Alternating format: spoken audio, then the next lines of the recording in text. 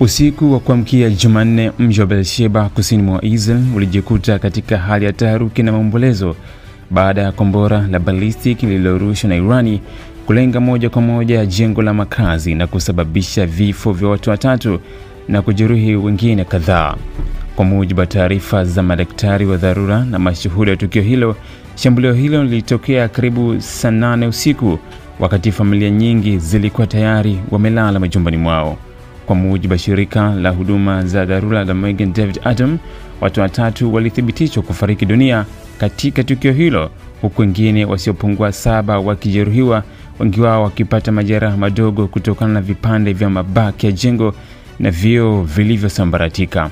Waathirika walikimbizwa kwenye kituo cha Soroka ambayo iko karibu na eneo la tukio, ingawa hospitali hiyo pia ilikuwa imeathiriwa siku chache zilizopita na mashambulizi ya awali ya Irani dhidi ya miundombinu ya afya. Mashambulio haya usiku yalikuwa sehemu ya msururu wa mashambulizi ya makombora ya ballistic yaliyofanywa na Irani dhidi ya miji kadhaa ya Israel, ikiwa ni pamoja na Tel Aviv, Holon, Ramat Gan na maeneo ya karibu na Haifa. Idara ya ulinzi wa anga ya Israel ilifanikiwa kuzuia sehemu kubwa ya makombora hayo, lakini kombora lililolenga Beersheba liliingia moja kwa moja katika jengo la ghorofa na kusababisha kuporomoka kwa baadhi ya sakafu na moto mdogo uliozuka baadaye. Mashambulizi haya yanakuja kwenye kipindi ambako hali bado ni tete kati ya Israel na Irani, ambapo pande zote zimekuwa zikibadilishana mashambulizi ya angani kwa wiki kadhaa sasa. Irani imesema kuwa mashambulizi haya yamelenga vituo vya kijeshi na kijasusi vya Israel, lakini kwa mara nyingine tena raia ndio wamebeba mzigo wa hasara. Israel kwa upande wake imejibu kwa kuapa kulipiza kisasi vikali na inaendelea na mashambulizi yake dhidi ya malengo ya Irani ndani na nje ya eneo lake. Waziri Mkuu wa Israel Benjamin Netanyahu alitoa tamko kali siku ya Jumanne asubuhi akilaani shambulio hilo na kulitaja kwa kitendo cha kigaidi dhidi ya raia wasiokuwa na hatia, na akaapa kuwa serikali yake haitakubali taifa la Irani kuendelea kutishia maisha wa Israel.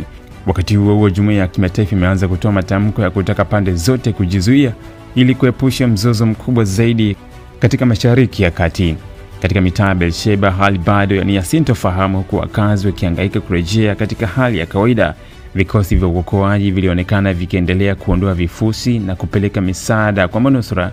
Maafisa wa ulinzi wameimarisha doria katika maeneo yote muhimu, huko vikosi vya anga vikiwa tayari kwa hatua zaidi za kujihami au kushambulia. Katika hatua iliyochukuliwa kama ya kushtua, Rais wa Marekani Donald Trump, ambaye alijihusisha na juhudi za upatanishi katika Mashariki ya Kati, alitoa tamko maalum kupitia mitandao ya kijamii akitangaza kwa makubaliano ya awali ya kusitisha mapigano yalikuwa yamefikiwa kati ya wawakilishi wa Israel na baadhi ya maafisa wa ngazi za juu kutoka Irani kupitia njia za usuluhishi wa siri zilizofanyika katika Oman na Qatar.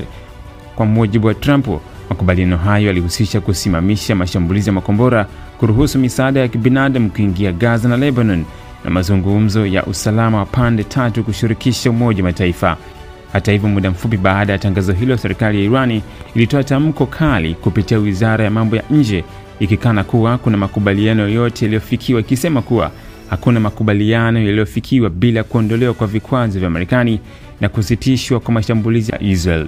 Kwa mujibu wa wachambuzi, kauli hiyo ya Irani ilifungua njia ya mashambulio ya usiku huo, ikiwa ni onyo kali kwa majaribio yoyote ya kidiplomasia bila masharti ya Irani kuzingatiwa. Wakati hali ya taharuki kizidi, wengi wanahofia kuwa tangazo la Trump badala ya kusaidia huenda limechochea msuguano zaidi kwa kuingilia mazungumzo nyeti ambayo hayakuwa yamekubalika kikamilifu kwa pande zote.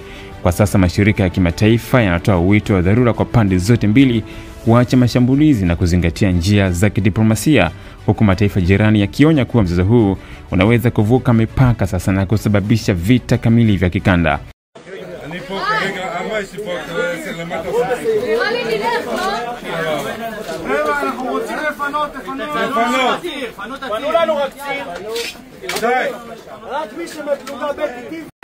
Moringe Juice ni dawa ya asili iliyoandaliwa vizuri kwa mizizi pamoja na majani kutoka katika ardhi iliyobarikiwa ya Tanzania.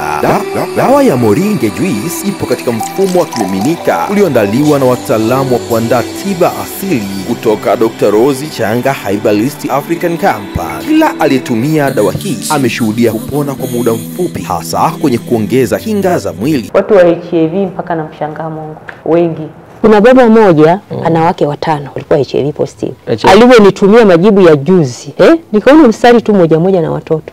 Walikuwa positive wakawa negative. Mstari huu mmoja. Kama kuna dada moja amenitumia message, mama nimepata negative, nikamwambia haya nenda kwa daktari wako aliyekuwa anakupa aende akathibitishe. Na dawa zangu zimesajiliwa na nimefuata serikali jinsi inavyotaka. Kwa mawasiliano zaidi piga namba 0711 903 060.